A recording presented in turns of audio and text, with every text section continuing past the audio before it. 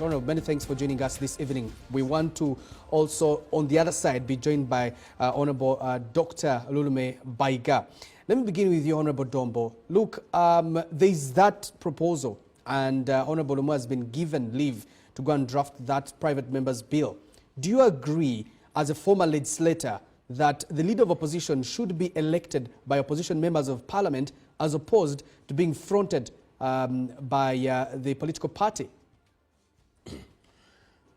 The unresolved question ever since we introduced multipartyism in Uganda is whether the leader of the opposition is the leader of the entire opposition or only the leader of the party from which he or she has been nominated. This has been an unresolved question. And during the time of Honorable Atigo, there was an attempt by the opposition wanting to propose an amendment of even how the respective parties that nominate the leader of the opposition, how they come up with the name of the leader of the opposition. Honorable Atigo, I think, was elected by the members of FDC. The question is, must he be elected in his own party, or must he be nominated or seconded by the leader of the party from which they come from? Now, when it comes to parliament, amendments of laws are brought in to remedy an existing challenge or to propose an improvement on the methods of work or to create harmony in a law that is not very clear. Right now, all this depends on the conduct of the leader or the person occupying that office. How he galvanizes the opposition, how he relates with the other members of parliament, and how he respects the leadership of the institution. All these are challenges. And going forward, if the Parliament of Uganda has accepted and given leave, the challenge has been existing, you can be very sure that Parliament is likely to remedy that challenge that they have been facing by passing the law, because it is members of the opposition that have come up complaining and they have sought leave in order to correct the remedy that has been existing. All right, so the privilege of appointing the leader of opposition and the entire shadow cabinet has been a privilege being enjoyed by the biggest opposition political party according to numerical strength. And now that is going to be taken away. The National Unity Platform now, the FDC then, at least for the other consecutive years, had been enjoying this privilege. Now it's going to be taken away. Doesn't then that change the status quo according to the politics of numbers? Of course, one of the rules in Parliament is that you don't anticipate what exactly will be contained in the bill when it comes. We don't know the nitty-gritty because the only leave has been granted. But going forward, the lawmakers then looked at the government side as one side, and they also looked at the opposition, perhaps like a side that will only have one side of members from one party. And in such a situation, the current arrangement would have been okay, as long as the leader who has been selected values the collegiality of members of parliament and the people that he leads. All right. But going forward, you see that the opposition has got more than one party, and at one time, the opposition may even have more members in the opposition who are from other parties other than the party from which the leader of the opposition comes from. In such a situation, how do you remedy this? Let me engage Honorable Olulume Baiga from Ikwe South. Honorable, is granting leave of parliament to Honorable Lumu especially, do you think it's coming at a time because Joel Senyonyi did not participate in the sitting in Gulu, but also mobilized other members of parliament to boycott the regional sitting in Gulu? Well, I think that it has merit, because this is not something that we had thought about at this moment, because we had come to Gulu to legislate, to handle matters, especially pertaining the northern region. But of course there was a standoff in the opposition because of lack of consultation, mutual consultation and respect, which many members in the opposition felt that the leader of opposition did not conduct it well, to organize a caucus to decide on how to handle this matter, especially after his pronouncement. But coming at this time, I think that one addresses it. But of course, I have been listening in from Emmanuel Dombo, Honorable. The circumstances are unprecedented. You'll find in the Commonwealth, it is likely not to have been envisioned that there will be a number of parties on opposition. And what has been always considered is that in the opposition, having a dominant party with the greatest number of people, members of parliament in the opposition, being the official leader of opposition. And that one has been taken by our parliament, but without necessarily recognizing the differences in the multiplicity of the parties represented in parliament. So it has always been a prerogative of the leader of opposition to harmonize through consultation with other parties to ensure that we get a common legislative agenda. And I think previously this has been carried. Not necessarily having a shadow cabinet, but having at least a common platform which we can all defend. So this is something that has fallen short, and which necessitated some people to think that maybe we need to have an inclusive way of selecting a leader of opposition.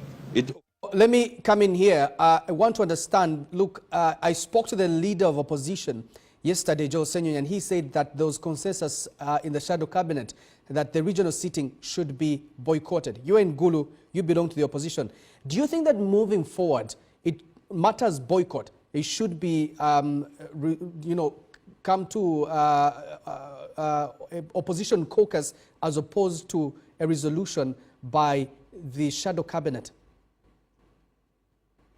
Yeah, there are very many competent people outside the shadow cabinet. And those competent people have voices. Many of us are outside the shadow cabinet, but I think we have influence. And we also have the wit in order to guide the opposition. So when we reached out to the leader of opposition, he didn't listen. And that is why every party took its independent decision to attend parliament or to follow the directive not to attend parliament. That is what happened. And I think these kind of excesses are the ones which are triggering members to think that it will be necessary for the leader of opposition to be answerable to the people who elect them. Of course, it has attendant problems, but I think the leader of opposition, if he is not given some good rails to travel on, excesses can appear to dispense with the rest of the opposition members without necessarily accounting to them. So the idea of having an inclusive way of selecting the leader of opposition has been hatched by Honorable Lumu, and of course he has been given chance to take leave in order to present this bill. We shall see what happens, and I think Parliament will have to debate it, the merits. But I also think that it will be important for the caucus to convene in order to examine, to interrogate what can come out of that kind of amendment, especially in the circumstances of when you have, you are opposing a government that can bribe somebody and plant into you a leader of opposition who can be leaning to them.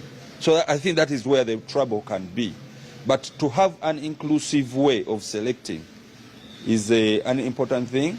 And if at all we are falling short of that, and the attributes of the leader of opposition are not such that he is going to consult to ensure that everybody is included in decision-making processes, then a legal process will ensue.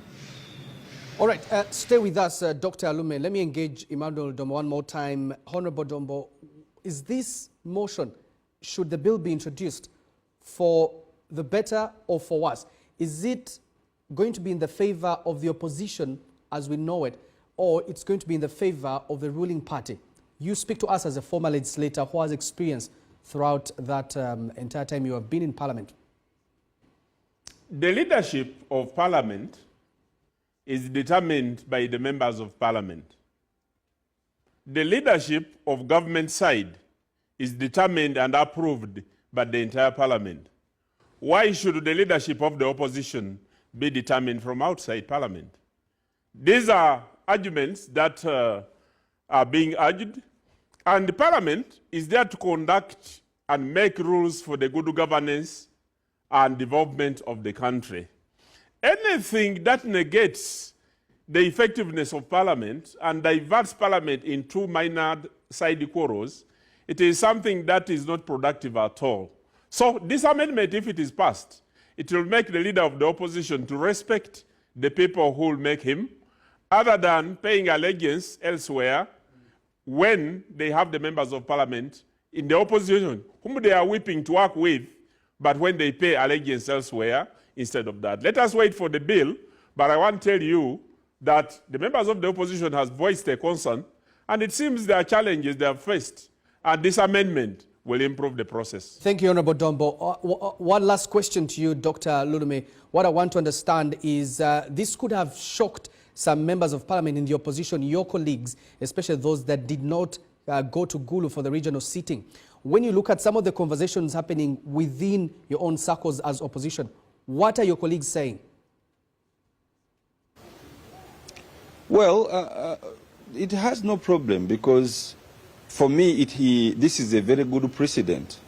At one time in the 9th Parliament, I had brought a private member's bill, the Presidential Transition Bill, and they prevented me from getting leave of Parliament in order to prepare the bill.